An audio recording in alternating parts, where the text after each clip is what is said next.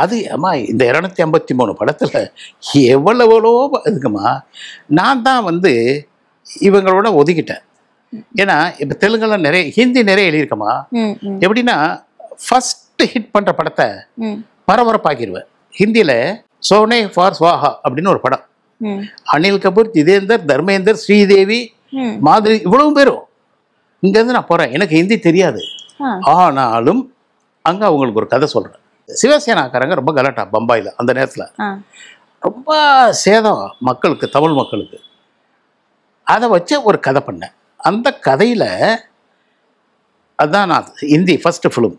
அந்த கதையில் வருமா தாங்க முடியல. நூத்தன், அனுபம் கேர், அந்த ஃபேமிலி ரெட்டை பிள்ளைங்க. இதுக்கு ஒரு பையன் இருக்கான். வருமா அந்த பம்பாயை விட்டு விரட்டுறாங்க போடா அப்படின்னு. அவங்க கேரளா பீப்புள். அவங்க வேறு வழி இல்லாமல் அது பதறி பதறி போய் எப்படியோ ட்ரெயினில் ஏறி உட்காந்துருச்சுங்க. திருவனந்தபுரம் ட்ரெயினில் அன்ரிசர்வ்டில் 2 நாள் ட்ராவல் பண்ணணும். சாப்பாட்டுக்கு வழி இல்லை. போயிட்டே இருக்கிறப்ப அந்த 2 பிள்ளையும் அழுதான். இவ தாய் ரெட்டைப்பிள்ளை பத்தவ, பால் இல்லை, மாறி மாறி பிள்ளைங்க அழுகுதுங்க. இப்படியே போகிறப்ப ஒரு பிள்ளை அழுதுகிட்டே இருந்தது, செத்து போச்சு. அப்போ என்னங்கிறா. அவன் அப்படியே பார்த்தா யோசிச்சா, ரொம்ப பேர் தூக்கிட்டு இருக்கான், அது பண்ணுறான். இப்போ இறங்கி ஒரு காரியம் பண்ணலாம், ஒரு டாக்டராச்சாங்க, ஒன்றுமே வழி இல்லை. இந்த ட்ரெயின் போயிட்டே இருக்கிறப்ப அவன் சொல்கிறான் பேசாத. அப்போ மெல்ல ஒரு விரலில் அந்த ஜன்னலை தூக்குறான். லைட்டாக காற்று வத்த என்ன என் கத்துவாங்க ஹிந்தியில், இல்லை துப்புற மாதிரி ஆக்ஷன் பண்ணுவான்.